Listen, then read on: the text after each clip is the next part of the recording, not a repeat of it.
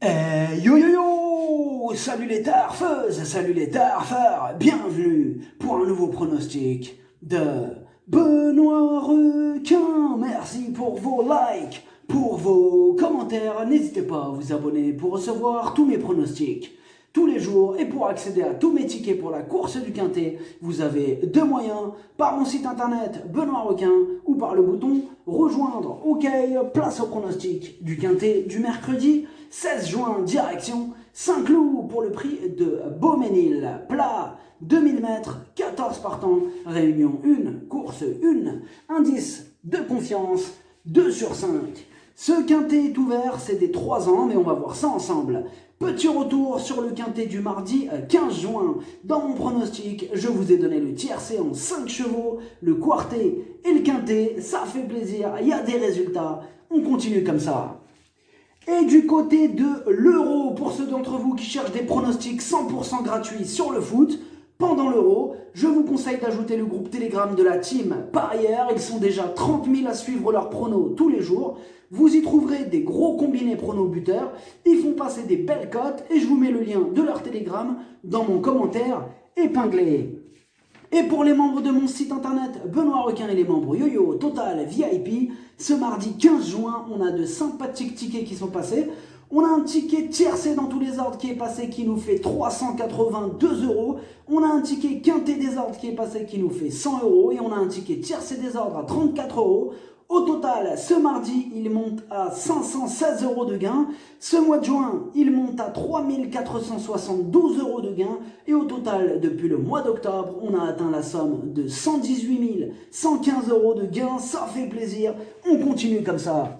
Vous avez deux moyens pour récupérer mes tickets pour la course du Quintet, par mon site internet Benoît Requin ou par le niveau YoYo Total VIP en passant par le bouton rejoindre. Et je vous ai mis le lien de mon site internet directement dans mon commentaire épinglé. Ok, c'est parti, on commence le pronostic et on commence avec le numéro 1. Chat the Box, il dépend du redoutable entraînement, d'un redoutable entraînement, pardon. Il a hérité d'un bon numéro. Pour son premier handicap, il peut frapper un grand coup. Et on n'a pas les commentaires de l'entraîneur du 1. Le numéro 2, Augustinus, il est archi régulier, il fait quasiment l'arrivée de toutes ses courses. On lui aussi va découvrir cette catégorie, mais mieux vaut ne pas le sous-estimer. Et on écoute Hank Grow. Augustinus vient de gagner plaisamment et je pense que le rallongement de distance a été la clé du succès. J'espère qu'il se montrera compétitif en valeur 39. C'est un test à ce niveau. Si cela n'est pas concluant, il retournera dans les courses à conditions de type classe 2. J'aurais préféré du terrain plus souple, mais c'est difficile à cette époque. Le numéro 3, Brock, il reste sur une belle victoire qui n'a pas plu du coup à l'handicapeur.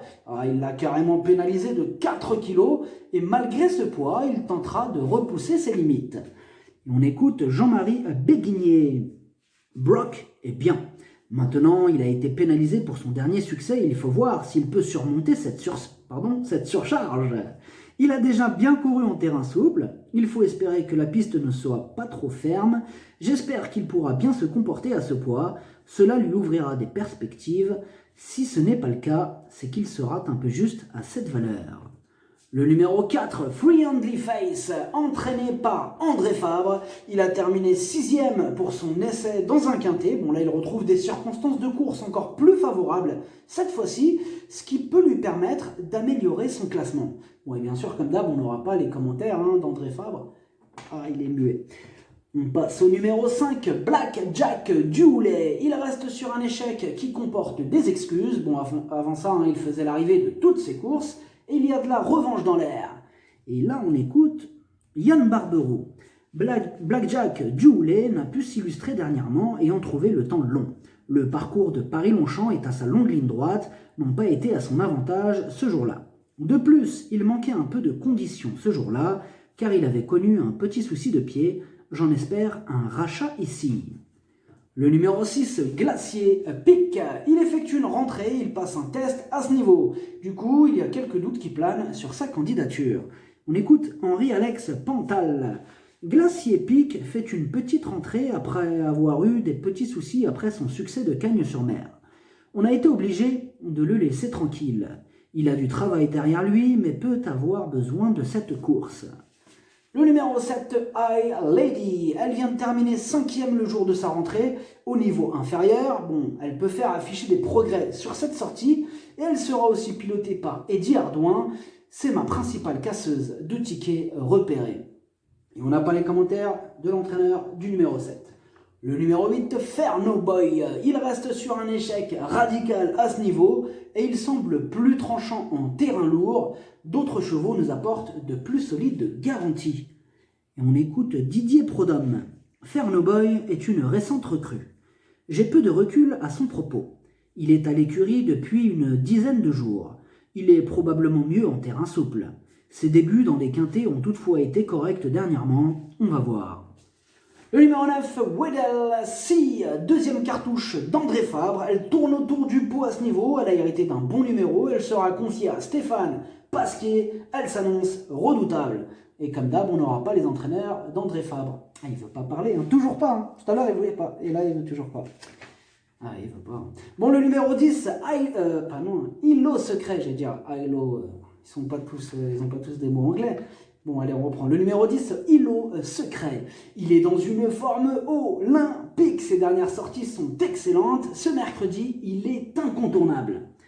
Et on écoute Mathieu Brasme. En dernier lieu, nous avions voulu tester Ilo Secret à ce niveau-là. Et cela s'est montré très concluant. C'est un cheval qui adore devoir jouer des coudes dans un peloton touffu.